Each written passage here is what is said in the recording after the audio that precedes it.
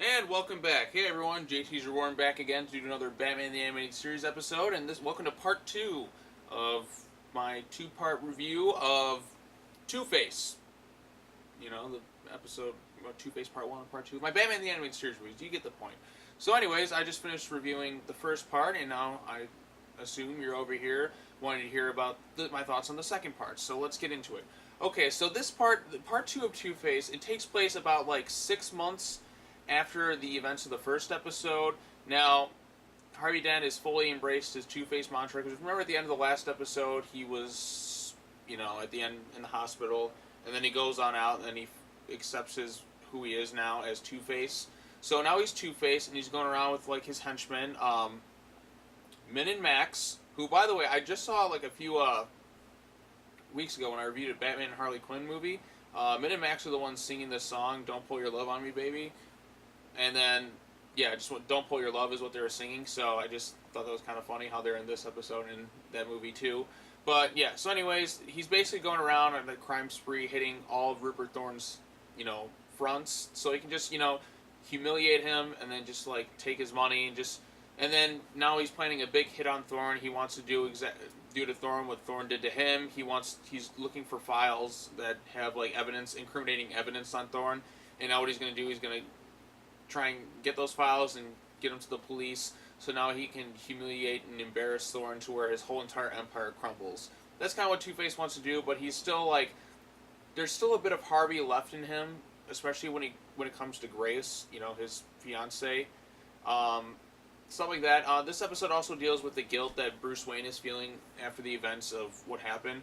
There's a really cool dream sequence where Bruce Wayne's like, why? Harvey's like, why couldn't you save me, Bruce? And then Bruce is like, Harvey! And then his parents are like, why didn't you save him? That's probably my favorite part of the episode, is that dream sequence. And what else is there? Yeah, Two-Face misses Grace, but like he's still Two-Face. He's still like, now he's dealing in the law of averages, the law of absolute, which is chance. He's dealing with his coin. His coin is making the decisions for him. So let me see if I can find what was the quotes? Yep, there's a quote where it's like, Harvey, what are you doing? Two-Face like, taking control of my life. Let the law handle it. Two-Face like, the law? Here's the only law. Holds the coin. The law of averages, the great equalizer. So now his whole thing is based on chance.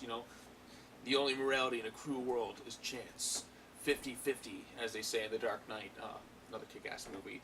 But yeah, so the coin makes the decisions. He's got the bad side and the good side. So he eventually, like, succumbs, like, he misses Grace, and now he tells Grace to, follow him. But earlier in the episode, Candace, Thorne's, sneaky, sneaky henchwoman or whatever, plants, like, gives her a tracking device and disguises the police, and so she thinks she's trying to help Harvey by, clicking on the homing beacon or whatever. So yeah, so she goes to meet Harvey. She clicks on the homing beacon, and they don't realize it, but she didn't realize that it was Rupert Thorne. Instead, so Rupert Thorne comes into play. He finds Two-Face, and he tries to kill his Grace, and take his files back. And then Batman shows up. They kick Thorne's ass. When Two-Face is ready to gun Thorne down, Two-Face is going to flip the coin to make his decision. Batman takes all these coins and throws them up, and Two-Face is like, ah! It kind of reminds me a bit of Batman Forever, which makes me wonder if they took the ending of this episode and incorporated it into that movie. You know how, like, at the end of Batman Forever, Two-Face is just like, ah! My coin! Ah! Which I flip on purpose to get to the decisions I want, which makes no sense.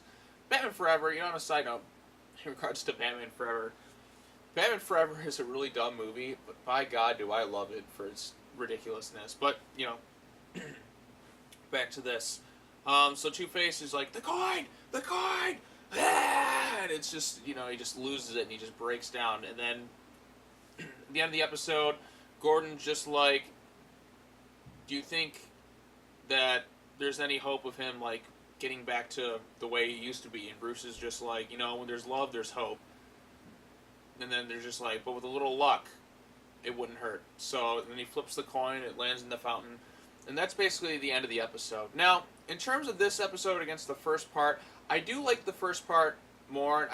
there's some cool stuff in the second part, but I think the first part, which deals with the fall of Two-Face, is a little stronger than the second half. But I mean, if you just watch it back to back, it's still really good. And like, this is the first episode that has like the recap of the previous part at the beginning of the episode.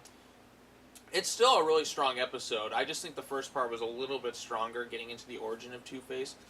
Just seeing the fall. Now he's already Two-Face, and because of the time jump, I almost wish this would have been even like maybe a three-parter. Like the second part is where he like develops the mantra of Two-Face. You know, starts getting the criminal overlords together.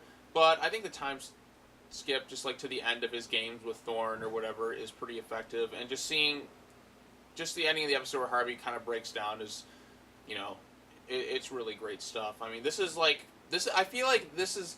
I mean, they already had some really adult themes in the earlier episodes, but this is the one story I think even the creators mentioned where it's just like this is where we really started to take a turn into more adult themes, and that like this is not unlike any kids show. This two-part episode is unlike any episode like for kids shows at the time that you would ever see. Nothing even comes close to it in terms of like its adult themes. Now, I mean, there's episodes that are wacky in this show, but like this is a straight up serious two-parter. Like, I mean, there's almost like no humor. It's played completely straightforward. This is like my favorite take on Two-Face, and it really upsets me that I can't get a Two-Face this good. Granted, I loved Aaron Eckhart's version in The Dark Knight, but I want a comic book accurate Two-Face where he has the split personality and all that, where he like, you know what I mean? But I do think they did a terrific job in the Nolan films, but I want a more comic book accurate Two-Face that isn't a laughing joke like Tommy Lee Jones was in Batman Forever. Granted, that performance brings me joy for a different reason, but it still is really dumb, and his stupid purple facial scarring and Batman in the courtroom, although Batman tried to save him. Oh god, that was just so... It was so stupid, but it makes me laugh my ass off.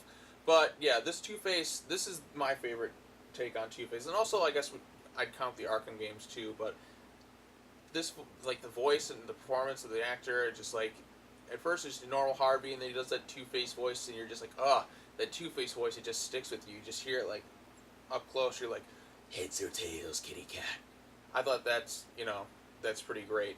But anyways, I think I've talked about this episode long enough. Yeah, so that's going to wrap it up for this episode of Batman the Animated Series. What's the next episode we got?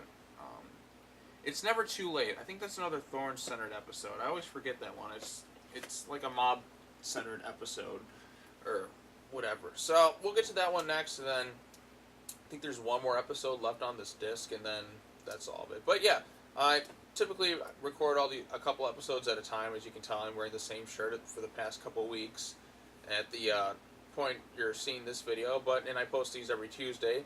But next time we'll be wearing a different shirt. At least I think so. But yeah, I try not to record too many of the episodes at once. Simply because, like, when you're doing a show like this, if you watch like 10 episodes, you kind of lose focus a bit over time. So I wanted to give the episodes their due and let it kind of sink in a bit instead of just kind of binge watching.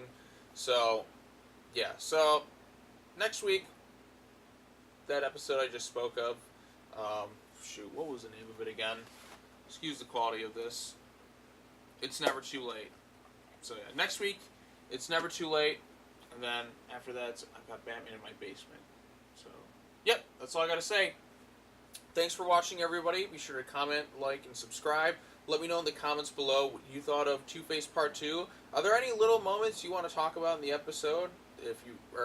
Just leave them in the comments below, and, you know, we can discuss them. I love talking Batman, as you can tell. And, yeah, this is a terrific show. I love it, love it, love it. And, yeah, thanks for watching, everybody.